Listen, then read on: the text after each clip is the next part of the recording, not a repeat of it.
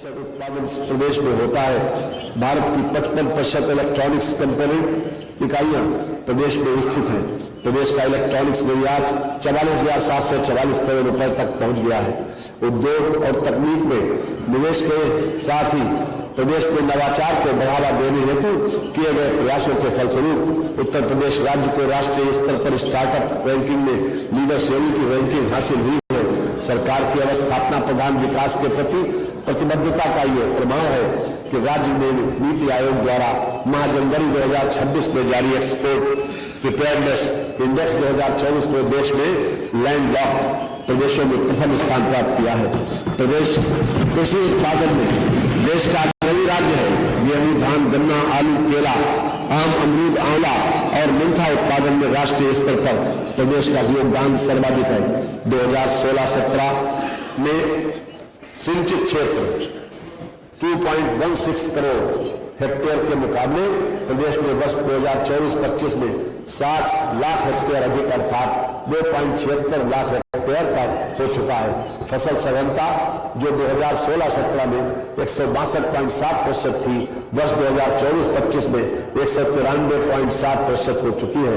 वर्ष 2016-17 की 5878 मेगावाट ताप विद्युत उत्पादन क्षमता के सापेक्ष वर्तमान वित्तीय वर्ष 2025-26 माह दिसंबर 2025 तक 55.16% बढ़ोतरी करते हुए 9120 मेगावाट ताप विद्युत उत्पादन क्षमता प्राप्त की गई है। हमारी सरकार द्वारा हरित और स्वच्छ ऊर्जा स्रोतों के विकास पर कार्य किया जा रहा है। प्रदेश में अब तक कुल 2815 मेगावाट की सौर ऊर्जा परियोजनाएं स्थापित की जा चुकी हैं। मानकर हमारा ये मानना है कि आज के युग में इमर्जिंग टेक्नोलॉजी का भरपूर उपयोग विभिन्न क्षेत्रों में किया जाना आवश्यक हो गया है। इस हेतु उत्तर प्रदेश में नई और उभरती टेक्नोलॉजी मिशन की स्थापना की जाएगी। प्रदेश में स्टेट डाटा अथॉरिटी तथा डाटा सेंटर क्लस्टर्स की स्थापना की जाएगी। प्रदेश में AI मिशन की स्थापना तथा टेक युवा समर्थ युवा योजना लाई जा रही है। सामाजिक क्षेत्र में समस्त सभी वर्गों के लिए योजनाओं के साथ साथ त्वरित व भविष्योन्मुखी विकास हेतु आधुनिक तकनीक तथा AI के सदुपयोग व प्रदेश में उसके विकास के लिए इकोसिस्टम बनाने के लिए प्रदेश सरकार कार्य कर रही है। प्रदेश की प्रगति में नारी शक्ति के महत्वपूर्ण योगदान के साथ साथ युवाओं की ऊर्जा व उनकी मेधा अपरिहार्य है। मुख्यमंत्री मातृ सुरक्षा संकल्प योजना को और सघनता से चलाया जाएगा। स्वयं सहायता समूह तथा महिला उद्यमियों द्वारा उत्पादित माल की बिक्री सुनिश्चित करने के लिए मुख्यमंत्री महिला उद्यमी उत्पाद विपणन योजना पर कार्य किया जा रहा है। डीजल आधारित नलकूपों को सौर ऊर्जा आधारित किया जाएगा। कृषि वितरण और निर्यात को बढ़ावा देने की योजना लाई जाएगी। त्वरित आर्थिक विकास के दृष्टिकोण से सिटी इकोनॉमिक रीजन योजना लाई जा रही है। विश्व बैंक सहायतित परियोजना के अंतर्गत एग्री एक्सपोर्ट हब की स्थापना कराई जाएगी। ईज ऑफ डूइंग बिजनेस के अगले चरण के रूप में जन विश्वास सिद्धांत के आधार पर उद्योगों को प्रोत्साहन प्रदान किया जाएगा, जिसमें रजिस्ट्रेशन, लाइसेंसिंग आदि कार्रवाइयों को और अधिक सहज और सुगम बनाया जाएगा। प्रदेश में डिजिटल इंटरप्रेन्योरशिप योजना पर कार्य किया जाएगा। मनोबल जहां अर्थव्यवस्था में पूंजी निवेश और अवस्थापना विकास का महत्वपूर्ण योगदान है, वहीं प्रदेश की युवा जनशक्ति को रोजगार के अवसर प्रदान करने, उन्हें रोजगार के लिए सक्षम बनाना भी उतना ही महत्वपूर्ण है। ऐसे व्यक्ति जिनके पास किसी भी व्यवसाय में हस्त कौशल या निपुणता प्राप्त है कभी भी बेरोजगार नहीं रह सकते। इसलिए युवाओं के लिए बड़े पैमाने पर रोजगार परक प्रशिक्षण और कौशल संवर्धन को प्राथमिकता के आधार पर मिशन मोड में संचालित किया जाना आवश्यक है। पढ़ाई के साथ साथ युवाओं के कौशल संवर्धन की व्यवस्था की जानी होगी। हमारे कौशल विकास प्रशिक्षण केंद्रों की क्षमता बढ़ाई जाएगी तथा नए केंद्र स्थापित किए जाएंगे। इस अभियान में निजी क्षेत्र की सहभागिता भी सुनिश्चित की जानी होगी। पीपीपी मोड में कौशल संवर्धन और जॉब प्लेसमेंट केंद्र विभिन्न जनपदों में स्थापित किए जाने होंगे। इस व्यवस्था से कार्यबल में महिलाओं की सहभागिता बढ़ाने के लिए महिलाओं के लिए पृथक केंद्रों की स्थापना की जाएगी। मनोबल में माननीय प्रधानमंत्री मोड पर पीपीपी मोड में कौशल संवर्धन और जॉब प्लेसमेंट केंद्र विभिन्न जनपदों में स्थापित किए जाने होंगे। इस व्यवस्था से कार्यबल में महिलाओं की सहभागिता बढ़ाने के लिए महिलाओं के लिए पृथक केंद्रों की स्थापना की जाएगी। माननीय मैं माननीय प्रधानमंत्री जी के मार्गदर्शन में प्रस्तुत वित्तीय वर्ष 2026-27 के केंद्रीय बजट में उत्तर प्रदेश को 2 high speed rail corridor Delhi Varanasi तथा वाराणसी सिलीगुड़ी से जोड़ा गया है। उत्तर प्रदेश में स्थित पुरातात्विक एवं सांस्कृतिक महत्व के 2 स्थलों सारनाथ एवं हस्तनापुर के विकास की योजना बजट में रखी गई है। इसके लिए मैं प्रदेश की जनता की ओर से आभार व्यक्त करता हूं। इसके अलावा प्रत्येक जिला अस्पताल में इमरजेंसी एवं ट्रामा सेंटर की स्थापना, प्रत्येक जिले में छात्राओं के हॉस्टल, 10,000 टूरिस्ट गाइडों का कौशल संवर्धन जैसी योजनाओं का लाभ अन्य प्रदेशों के साथ साथ उत्तर प्रदेश की जनता को भी प्राप्त होगा। केंद्र सरकार द्वारा डायबिटीज तथा कैंसर की दवाओं के मूल्यों में कमी किए जाने की घोषणा की गई है। यह अत्यंत सराहनीय कदम है। मान्यवर किसानों, युवाओं, महिलाओं और श्रमिकों का सशक्तिकरण, रोजगार के अवसर सृजित करना हमारी सरकार की प्राथमिकताओं में सम्मिलित है। बजट पर चर्चा शुरू करने से पूर्व मैं इस सम्मानित सदन के समक्ष इस बारे में एक संक्षिप्त विहंगावलोकन प्रस्तुत करना चाहूंगा। किसान, हमारी सरकार के अब तक के कार्यकाल में 3,04,321 करोड़ रुपए से अधिक के रिकॉर्ड गन्ना मूल्य का भुगतान कराया गया है। यह भुगतान इसके पूर्व के 22 वर्षों के सम्मिलित गन्ना मूल्य भुगतान 2,13,519 करोड़ रुपए से भी 90,802 करोड़ रुपए अधिक है। पेराई सत्र 2025-26 हेतु गन्ना मूल्य की दरों में 30 रुपए प्रति क्विंटल की वृद्धि की गई है। इस बढ़ोतरी से गन्ना किसानों को लगभग 3,000 करोड़ रुपए का अतिरिक्त गन्ना मूल्य भुगतान प्राप्त होगा। रबी विपणन वर्ष 2025-26 में कृषकों से 10.27 लाख मीट्रिक टन गेहूं का क्रय करते हुए 2,512 करोड़ रुपए का भुगतान किया गया है।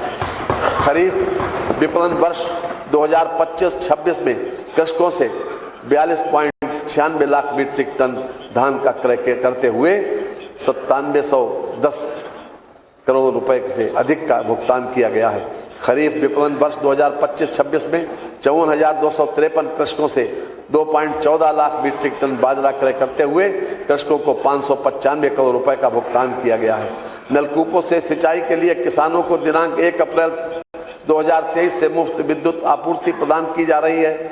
वर्ष 2025-26 में अल्पकालिक फसली ऋण वितरण के अंतर्गत दिनांक 19 दिसंबर 2025 तक 10,257 करोड़ रुपए का ऋण वितरण कर 15,01,000 कृषकों को लाभान्वित किया गया है। वर्ष 2025-26 में दीर्घकालिक ऋण वितरण के लक्ष्य रुपए 600 करोड़ रुपए के सापेक्ष दिनांक 30 नवंबर 2025 तक 205 करोड़ रुपए का ऋण वितरण कर 6,870 कृषकों प्रधानमंत्री फसल बीमा योजना के अंतर्गत 2017-18 से 2024-25 तक लगभग 62 लाख कृषकों को 5110 करोड़ रुपए की क्षतिपूर्ति का भुगतान किया गया। वर्ष 2025-2026 में खरीफ के अंतर्गत माह दिसंबर 2025 तक 2.69 लाख बीमित कृषकों को 215 करोड़ रुपए की क्षतिपूर्ति का भुगतान किया जा चुका है। प्रधानमंत्री किसान सम्मान निधि योजना के अंतर्गत वित्तीय वर्ष 2025-2026 में माह दिसंबर 2025 तक 3.12 करोड़ कृषकों को लगभग 94,668 करोड़ रुपए की धनराशि डीबीटी के माध्यम से कृषकों के खातों में हस्तांतरित की गई है। महिला वित्तीय वर्ष 2025-2026 में 58,000 ग्राम पंचायतों में 39,880 बीसी सखी द्वारा 39,000 करोड़ रुपए से अधिक का वित्तीय लेन देन करते हुए लगभग 107 करोड़ रुपए का लाभ अर्जित किया गया। महिला सामर्थ्य योजना के अंतर्गत प्रदेश में 5 मिल्क प्रोड्यूसर कंपनियों का गठन होना था, जिसके सापेक्ष जनपद गोरखपुर, बरेली एवं रायबरेली में कंपनियों का गठन करने दुग्ध संग्रहण और विपणन का कार्य प्रारंभ हो गया है। जनपद प्रयागराज एवं लखनऊ में कंपनियों का गठन प्रस्तावित है। महिला गन्ना किसानों को पर्ची निर्गमन में प्राथमिकता दी जा रही है, जिसका लाभ प्रदेश की लगभग 60,000 महिला गन्ना किसानों को मिल रहा है। सेफ सिटी परियोजना के अंतर्गत महिला पुलिस बीट, व्यापक सीसीटीवी नेटवर्क और एंटी रोमियो स्क्वाड की तैनाती से सार्वजनिक स्थलों और कार्यस्थलों पर सुरक्षा सुनिश्चित हुई है। सेफ सिटी की अवधारणा को मूर्त रूप देने व कामकाजी महिलाओं की सुरक्षा व नए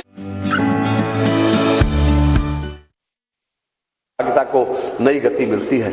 मुख्यमंत्री सुमंगला योजना के अंतर्गत जनवरी 2026 तक 26.81 लाख बालिकाएं लाभान्वित हुई हैं। युवा उत्तर प्रदेश कौशल विकास मिशन द्वारा विगत 5 वर्षों में 9.25 लाख युवाओं को विभिन्न अल्पकालिक प्रशिक्षण कार्यक्रमों में प्रशिक्षित करते हुए प्रमाणीकृत किया गया, जिनमें से 4.22 लाख युवाओं को विभिन्न प्रतिष्ठित कंपनियों में सेवानियुक्त कराया गया है। मुख्यमंत्री अभ्युदय योजना के अंतर्गत वर्तमान में संचालित 163 अभ्युदय केंद्रों पर 23,000 से अधिक युवाओं को मुफ्त कोचिंग प्रदान की जा रही है। युवाओं को सरकारी नीति निर्माण और क्रियान्वयन में सहभागिता प्रदान करने हेतु 108 आकांक्षात्मक विकास खंडों में मुख्यमंत्री फेलोशिप कार्यक्रम संचालित किया जा रहा है। स्वामी विवेकानंद युवा सशक्तिकरण योजना के अंतर्गत अब तक 49,86,000 टैबलेट स्मार्टफोन निःशुल्क वितरित किए जा चुके हैं। प्रदेश में अब तक 90,000 मंगल दलों को प्रोत्साहन स्वरूप खेल सामग्री उपलब्ध कराई गई है। रोजगार पुलिस विभाग में विभिन्न पदों पर वर्ष 2017 से अब तक 1,83,766 पुरुष एवं 35,443 महिला सहित कुल 2,19,000 से अधिक पदों पर भर्ती की गई है तथा 1,58,000 कार्मिकों को पदोन्नति प्रदान की गई है। पुलिस विभाग में चयनित किए गए 60,244 आरक्षियों हेतु प्रशिक्षण कार्यक्रम संचालित है। अराजपत्रित श्रेणी के 83,122 पदों पर भर्ती प्रक्रिया प्रचलित है। मिशन रोजगार के अंतर्गत राजकीय माध्यमिक विद्यालयों में 1939 प्रवक्ता, 6,808 सहायक अध्यापक एवं 219 प्रधानाचार्यों को सम्मिलित करते हुए अब तक कुल 8,966 नियुक्ति की प्रक्रिया पूर्ण की जा चुकी है। वर्ष 2017 से अब तक सहायता प्राप्त शासकीय माध्यमिक विद्यालयों में कुल 34,074 शिक्षकों का चयन किया गया। मुख्यमंत्री युवा उद्यमी विकास अभियान योजना के अंतर्गत सूक्ष्म उद्यम स्थापित करने हेतु युवाओं को गारंटी मुक्त एवं ब्याज मुक्त ऋण उपलब्ध कराया जा रहा है। योजना के अंतर्गत प्रतिवर्ष 1 लाख नए सूक्ष्म उद्यमों की स्थापना किए जाने का लक्ष्य है, जिसे आवश्यकता अनुसार बढ़ाया जा सकेगा। निवर्तमान मनरेगा योजना के अंतर्गत वित्तीय वर्ष 2025-26 में 20 करोड़ मानव दिवस लक्ष्य के सापेक्ष दिनांक 13 जनवरी 2026 तक 20 करोड़ 19 लाख 62,000 मानव दिवस का सृजन किया जा चुका है, जो कि देश में सर्वाधिक है तथा 47.11 लाख परिवारों को वर्तमान वित्तीय वर्ष में अब तक रोजगार उपलब्ध कराया जा चुका है। श्रमिक कल्याण अपने घर गांव से दूर शहरों में काम करने वाले मजदूरों के लिए लेबर अड्डों का निर्माण कराया जाएगा। एक्स ग्रेशिया अनुदान के अंतर्गत दिनांक 26/8/2021 से दिनांक 31/3/2022 तक ई श्रम पोर्टल पर पंजीकृत असंगठित श्रमिकों की किसी दुर्घटना में मृत्यु अथवा पूर्ण दिव्यांगता की स्थिति में 2 लाख रुपए तथा आंशिक दिव्यांगता पर 1 लाख रुपए का भुगतान किया जा रहा है। प्रदेश में प्रथम बार निर्माण श्रमिकों के स्वास्थ्य परीक्षण और स्वास्थ्य शिक्षा प्रदान करने हेतु मोबाइल हेल्थ वैन का संचालन पायलट प्रोजेक्ट के रूप में किया गया। रोजगार के इच्छुक अभ्यर्थियों श्रमिकों को राष्ट्रीय एवं अंतर्राष्ट्रीय स्तर पर रोजगार के अवसर उपलब्ध कराए जाने के उद्देश्य से उत्तर प्रदेश रोजगार मिशन का गठन किया गया है। माननीय हमारे तेजस्वी मुख्यमंत्री योगी आदित्यनाथ जी ने अपने कार्यकाल के पहले दिन से ही प्रदेश के हर वर्ग और हर क्षेत्र के विकास के लिए अथक परिश्रम किया है और उनका यह संकल्प है कि यही जुनून यही ख्वाब मेरा है, दिया जला के रोशनी कर दूं जहां अंधेरा है। मान्यवर, मैं वित्तीय वर्ष 2026-27 के बजट एवं उसमें सम्मिलित योजनाओं का संक्षिप्त विवरण इस सम्मानित सदन के समक्ष प्रस्तुत करना चाहूंगा। वित्तीय वर्ष 2026-27 के लिए प्रस्तुत बजट का आकार 9,12,696.35 करोड़ रुपए है, जो वित्तीय वर्ष 2025-26 की तुलना में लगभग 12.9% अधिक है। इस बजट में पूंजीगत परिव्यय 19.5% है। शिक्षा तथा चिकित्सा हेतु आवंटन कुल बजट का क्रमशः 12.4% एवं 6% है। कृषि और संबद्ध सेवाओं के लिए आवंटन कुल बजट का 9% है। 16वें केंद्रीय वित्त आयोग की संस्तुतियों जिन्हें केंद्र सरकार द्वारा स्वीकार किया गया है के क्रम में वित्तीय वर्ष 2026-2027 में राजकोषीय घाटे की सीमा 3% रखी गई है, जो वर्ष 2030-31 तक लागू रहेगी। राज्य सरकार सुदृढ़ वित्तीय प्रबंधन एवं ऋण नियंत्रण के प्रति पूर्णतः प्रतिबद्ध है। कार्यभार ग्रहण करने से पर वर्ष 2016-17 में 29.3% की ऋण वृद्धि जीएसडीपी के अर्थव्यवस्था विरासत में मिली थी, जिसे हमारी सरकार ने वर्ष 2019-20 तक घटाकर 27.9% कर दिया था। परंतु कोविड-19 महामारी के अभूतपूर्व आर्थिक प्रभाव के कारण यह अनुपात बढ़कर वर्ष 2021-22 में 33.4% हो गया। मुझे इस सदन को यह बताते हुए प्रसन्नता हो रही है कि सुनियोजित राजकोषीय प्रबंधन के परिणाम स्वरूप वर्ष 2024-25 में ऋण जीएसडीपी अनुपात को पुनः घटाकर 27% से नीचे लाया जा चुका है तथा आगामी वित्तीय वर्ष 2026-27 में इसे और कम कर 23.1% तक लाने का लक्ष्य है। इतना ही नहीं, बजट के साथ प्रस्तुत मध्यकालीन राजकोषीय नीति में राज्य सरकार इसे चरणबद्ध रूप से 20% से नीचे लाने के लिए दृढ़ संकल्पित है, जिससे राज्य की दीर्घकालिक वित्तीय स्थिरता एवं सतत विकास सुनिश्चित हो सके। कानून व्यवस्था जन सामान्य को सुरक्षा प्रदान करने एवं कानून व्यवस्था के क्षेत्र में आने वाली चुनौतियों का सामना करने हेतु पुलिस व्यवस्था को और अधिक सक्षम एवं सुदृढ़ करना सरकार की सर्वोच्च प्राथमिकता है। प्रदेश में जनमानस को सुरक्षा प्रदान करने हेतु पुलिस प्रशासन द्वारा कठोर प्रयास किए जा रहे हैं, जिसके फलस्वरूप अपराध एवं कानून व्यवस्था की स्थिति सुदृढ़ है।